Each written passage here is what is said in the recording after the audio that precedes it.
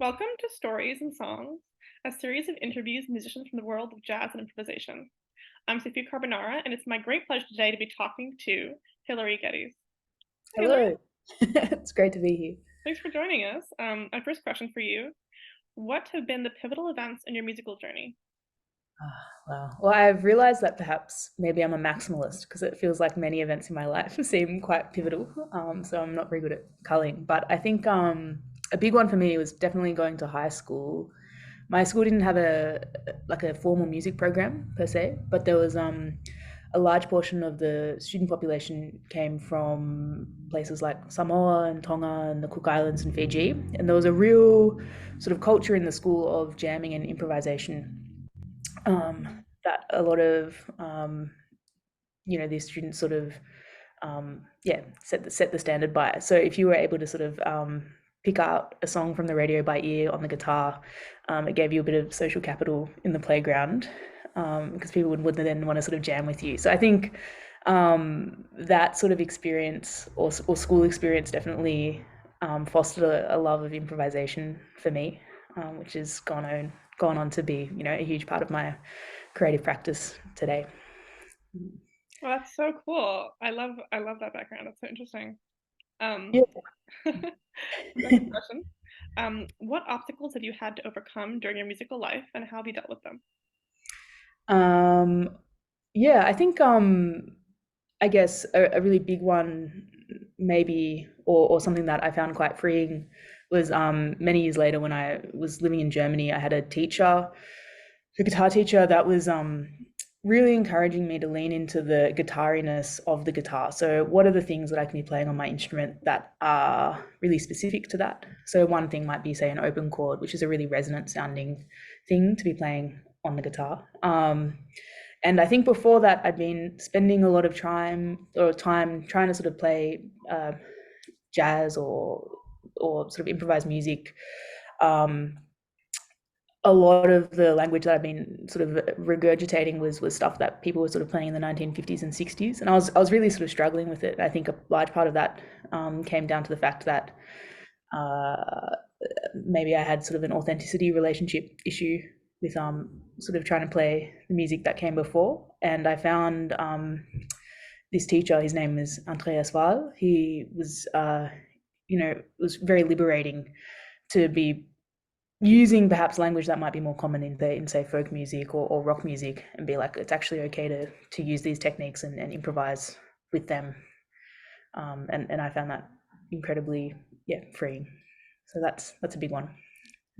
That's so cool. I love the term the guitariness of the guitar. Yeah, I know. Feels like trying to define a word by using the word. I always feel like it's a little problematic, but yeah. No, it says something to me. My third question for you. Do you have a motto or a personal philosophy that guides you, or what advice would you share with younger musicians? I don't know if I have a set philosophy per se, but I do think collaboration and exploration are two massive tenets that tends to guide my practice today. I love working with other people, and I love learning about how they think about music or how they think about their instrument, and or the act of creation, and then how we can maybe come together and create something new. I find that process to be really invigorating and exciting. So I would definitely encourage musicians, if they're feeling brave, to definitely go forth and try to work with other people, because it can be an incredibly insightful experience, even just to learn about your own practice in relation to others. And then, of course, exploration. I think Vanessa Tomlinson once said to me, and I'm probably going to paraphrase her awfully, but it was something to the effect of, like, improvisation can be a little bit like sort of stumbling in the dark when you're trying to find a light switch, where you're sort of feeling, and then when you've found it, you've found it. And I think that sort of, I guess, metaphor has also really resonated with me, in terms of sometimes, when I'll be playing my instrument, I won't necessarily be sure if I'm going down the right path, whatever that might be, or if I'm necessarily happy with what I'm hearing. But then, but if I keep my ears sort of open, I generally will come to a place where I am happy with what I'm hearing, or I'm really excited by what I've discovered. That's really beautiful. I like keep your ears open. That's really beautiful. Yeah.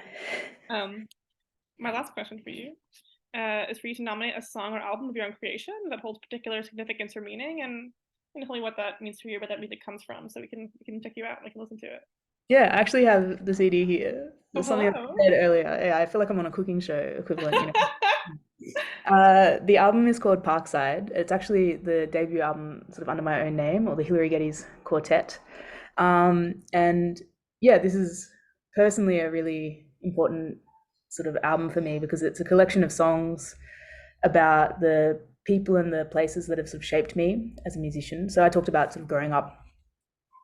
Well, I didn't specify, but I grew up in a country town, so there's pieces about sort of growing up there and trying to sort of emulate how does a sense of place can be perhaps sonified, or how can the people in my life perhaps be sonified. And there's also songs about from when I was sort of living in Germany as well. So it's a bit of a journey of an album.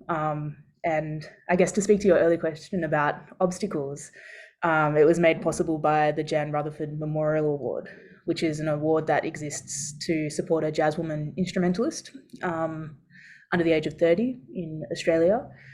And yeah, having that support has just been so unbelievably important to providing me with the space and the financial support to be able to create my own music, and then to facilitate, you know, collaboration with musicians on this album, Alex Inman Hislop, Max Alduca, and Matt Harris. So yeah, that's wow, I'm so excited to listen to it. I love the image on the front. Oh yeah, it's from the back. I took it actually years ago when I was a kid, but it's a photo that I took on film of my backyard. Yeah. Beautiful back to the beginning. Yeah. So all comes full circle. Well, thank you so much for your time, and thank you so much for your wisdom, Hilary. Yeah, thanks for making the time and the space. It's a pleasure to chat to you.